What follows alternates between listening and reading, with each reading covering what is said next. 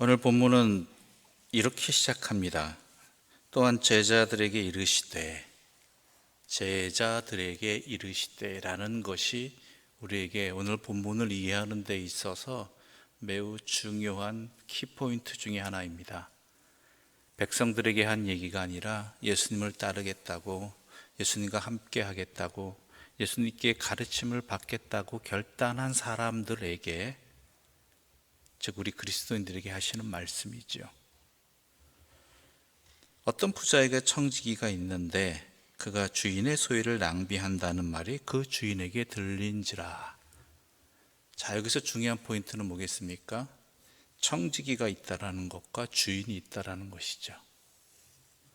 즉 제자들에게 있어서, 그리스도인들에게 있어서 자신은 어떠한 존재인가를 분명히 알아야 한다는 것입니다. 즉 청지기라는 것이죠. 그런데 낭비한다는 말이 들린다는 이야기가 있습니다. 낭비라는 게 뭡니까? 아끼지 아니한다는 것일까요? 주인과 청지기 관계에서 낭비가 뭘까요? 주인의 입장에서 낭비는 과연 무엇이냐라는 것이죠. 오늘 본문의 내용들을 쭉 살펴보면 알겠지만 낭비라고 하는 것은요, 주신 이의 뜻에 어긋나게 사용하는 것, 더 정확히 얘기하자면 주인이 누구인지를 모를 때 나타나는 행동들입니다.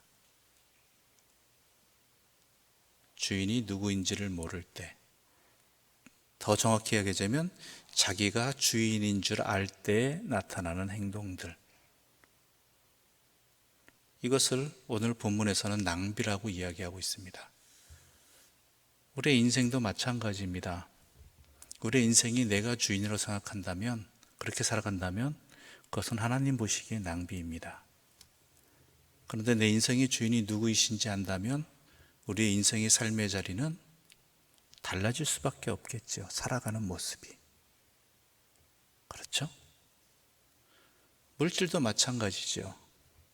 내가 주인인 줄 알고 아껴 쓰건 이렇게 쓰건 저렇게 쓰건 하는 것, 근데 주인이 보시기에는 낭비라는 것이죠. 우리의 물질의 주인도 하나님이시라는 것입니다. 그럴 때 어떻게 써야 하는지를 알게 된다는 것이죠. 이 낭비란 이야기를 왜 다시 한번 정의를 내리냐면, 물론 우리 일상이 말하는 낭비와는 다른 개념입니다. 성경이 말하는 이 낭비, 이 부분은 이 낭비라는 개념을 제대로 정의할 때 이 비유를 제대로 알 수 있어요. 우리는 이 비유를 읽을 때마다 시험에 드는 것이 뭐냐면, 이 청지기의 행동을 보고 주인을 속인 행동인데, 주인의 것을 손해보게 한 행동인데 어찌 주인께서 칭찬하셨는가라는 것이죠. 그렇죠? 특히 8절 말씀 우리가 함께 읽어볼까요? 8절입니다. 함께 읽어보겠습니다. 주인이 이 옳지 않은 청지기가 이를 지혜롭게 하였으므로 또 칭찬하였으니 이 세대의 아들들이 자기 시대에 있어서는 빛의 아들들보다 더 지혜로움이다 라고 이야기하고 있습니다. 낭비에 반대되는 개념이 뭐냐면 여기서는 지혜로움입니다. 지혜롭다. 청지기는 지혜로워야 된다는 것이죠. 그렇다면 지혜롭다는 뜻의 의미를 이 본문에서 낭비의 뜻에 잇대어서 생각해 보면 무엇이 지혜로운 것인 줄 알게 되죠. 무엇이 지혜로운 것일까요? 주인이 누구인지를 아는 것입니다. 주인이 누구인지를. 그럴 때 우리는 거기에 맞게 살아갈 수 있죠. 그게 지혜로운 것입니다. 이 청지기가 주인의 꾸지람을 듣고 청지기의 직무를 못하게 생겼으니까 어떻게 해야 되는가라고 했을 때 한 행동들이 뭐냐면, 말 그대로 빚진 기름의 반을 깎아주고 또한 밀은 20%를 가미해 주지요. 여기서 굳이 알아야 되는 부분들이 있다면 왜 기름은 50%이고 밀은 20%밖에 안 깎아줬느냐. 굳이 하려면 똑같이 원칙대로 다 공평하게 50%로 해야 되지라고 생각하시는데, 이게 공평한 겁니다. 왜냐하면 기름은 상하기 쉽고 또한 보관하기도 어려운 것입니다. 그래서 이게 깎는 것들이 50% 정도는 돼야지 그게 합당하고 그에 비례해서 밀은 보관하기 편하고 또한 오래 보관할 수 있으므로 20% 정도가 그 감하는 비율이 맞는다고 하는 것이죠. 즉 그때 가치에서 적절하게 맞춰서 깎아준 것이지요. 그런데 이것이 왜 지혜로운 행동이냐? 주인이 원하는 게 뭔지를 알았기 때문입니다. 물론 이 사람은 자기의 미래를 위해서 자기가 혹시 쫓겨나서 거의 쫓겨날 지경이지만 어떻게 되었을 때 이렇게 하면 사람들이 나를 도와줄 것이다 하는 그러한 생각을 가지고 했지만 그 안에는 주인의 뜻이 무엇인지를 안 행동, 주인이 원하는 것이 무엇인지를 안 행동이 이 안에 담겨 있다는 것이죠. 주인에게는 물질의 손해를 보는 것보다 또한 하나님 주인의 명예가 인정되어지는 것, 주인이 칭송을 받는 것, 바로 그것에 있다라는 것이죠. 즉 이 청지기는 비록 주인을 속이는 그러한 장부에 깎음이 있었을지 모르겠지만 그로 인해서 이 칭송을 받게 되는 분은 누구시겠어요? 주인이라는 것이죠. 주인께서 이 사람이 청직인 거 아니까 사람들이 이 사람 마음대로 깎았다고 생각하지 아니하고 어떻게 생각하겠어요? 주인이 허락해 줬구나, 나눠주도록, 어려운 사람들에게 도움을 주도록 인정해 줬구나라는 그런 생각들을 하게 된다는 것이죠. 즉 중요한 것은 무엇이냐? 주인이 누구인지를 알고 그 주인이 원하는 바를 행동하느냐 안 하느냐라는 것이죠.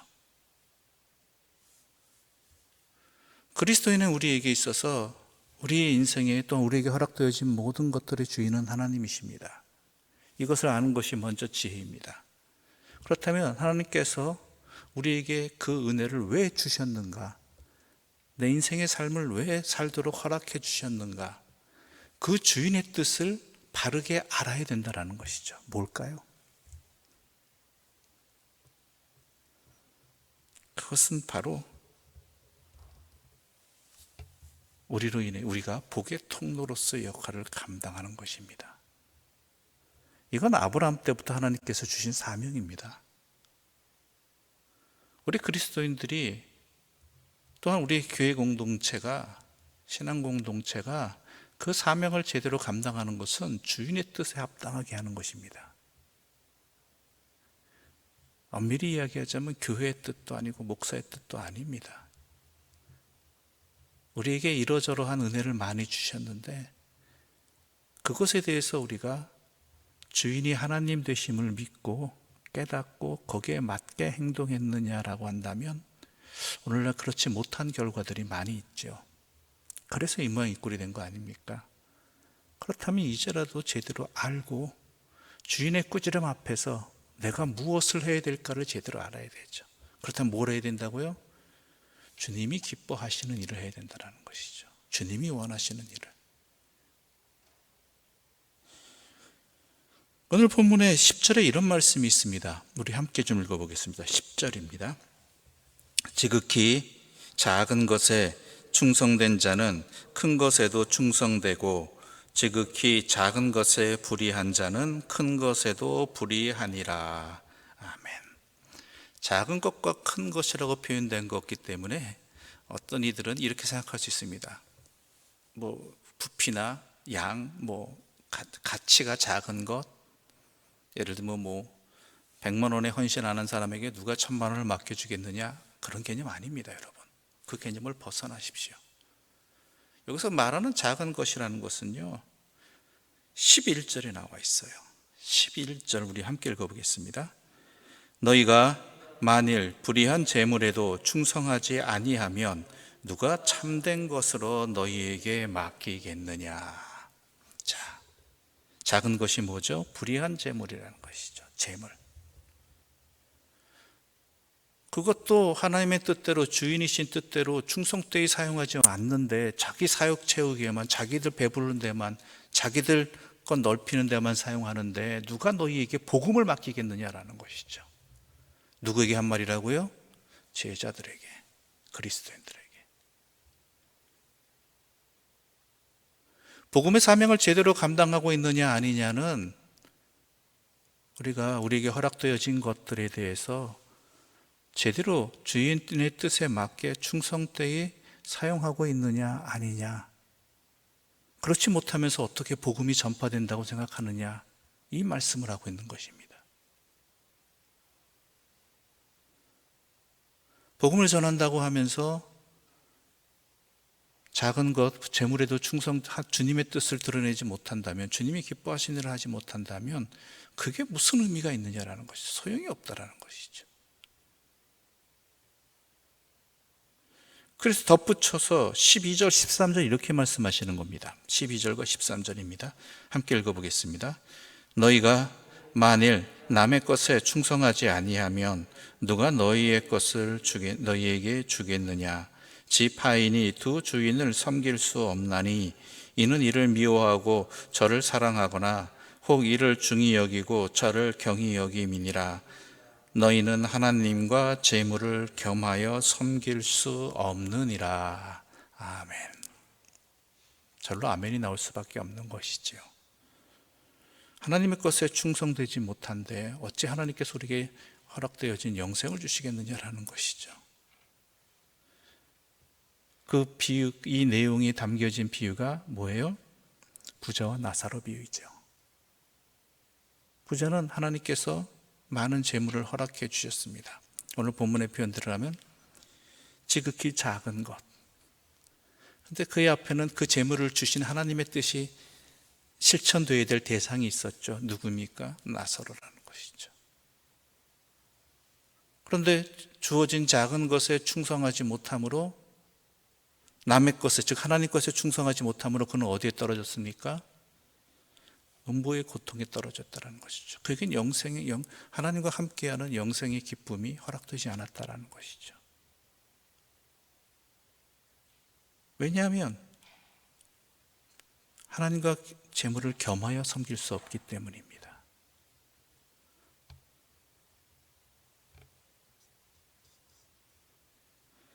중간에 바리새인들이 나옵니다. 이들을 이끌어서 예수님께서는 돈을 사랑하는 자들이라고 돼요. 돈을 좋아하는 자들. 정확히 표현하자면 은을 사랑하는 자들. 당신 화폐의 기준이 은이었으니까. 그러니까 하나님을 사랑한다고 이야기하지만 바리새인들은 실제로는 그들의 삶은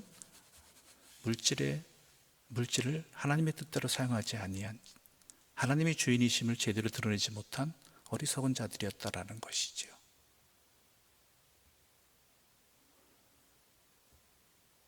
말씀을 정리해 보겠습니다. 우리는 먼저 우리에게 허락되어진 모든 것들의 주인이 누구이신지를 분명히 알아야 됩니다. 그것을 회복할 수 있을 때, 깨달을 수 있을 때 우리는 지혜로운 자들, 지혜롭게 살아갈 수 있고, 우리에게 허락되어진 것들의 목적을, 허락되어진 것들을 주인의 뜻에 맞게, 왜냐하면 주인이 누구이신지 아니까 주인이 기뻐하시는 일에 사용하는, 그래서 지극히 작은 것에도 충성되어서 그것을 통해서 주님의 복음을 또한 전할 수 있는, 나눌 수 있는, 복음으로 섬길 수 있는, 거기까지가 연결되어지는 것이지요. 어리석은 청지기, 낭비한 이 부당한 청지기, 부정직한 청지기조차도 주인의 꾸지람을, 심판을 눈앞에 두고 자기가 무엇을 해야 되는지를 본능적으로 알았습니다. 우리는 과연 이러한 사태 앞에서 어떻게 해야 될까요? 우리를 사랑하신 하나님께서, 우리 예수님께서 우리에게 이 길을 알려주셨습니다. 이제라도 주인이 누구이신지를 늦지 않았습니다. 지금부터라도 주인이 누구이신지, 주인이 기뻐하시는 일에 우리의 삶을 어떤 우리에게 허락되어진 것들을 하나님의 복의 통로로서 충성되이 감당함으로 우리에게 진짜 큰 복음의 사명도 잘 감당할 수 있는 하나님의 사람들 되시기를 간절히 소망합니다. 기도드리겠습니다. 하나님, 감사합니다. 우리 어리석음을 주님의 말씀으로 깨우쳐 주시고 우리의 착각을 주님의 지혜를 통해서 회복하게 해주시니 감사합니다. 특별히 우리가 물질에 많은 시험이 듭니다. 우리 어리석음이 바로 여기에 나타납니다. 나에게 허락되어진 그 모든 것들이, 우리에게 허락되어진 그 모든 것들이 주인은 하나님이시다라는 것, 우리에게 허락되어진 이 땅의 물질은 우리의 삶에 대한 하나님의 보상이 아니라 하나님 말씀에 순종하는 데 쓰이는 도구임을 기억하게 하여 주시옵소서.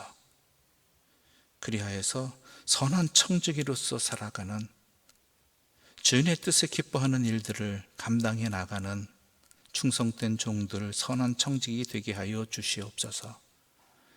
우리 자신이 그렇게 되기를 바라고, 우리의 가정이 그렇게 되기를 바라고, 무엇보다도 우리 효목제일교회가 이 시대 앞에서, 이 상황 앞에서 그렇게 회복되게 하여 주시옵소서.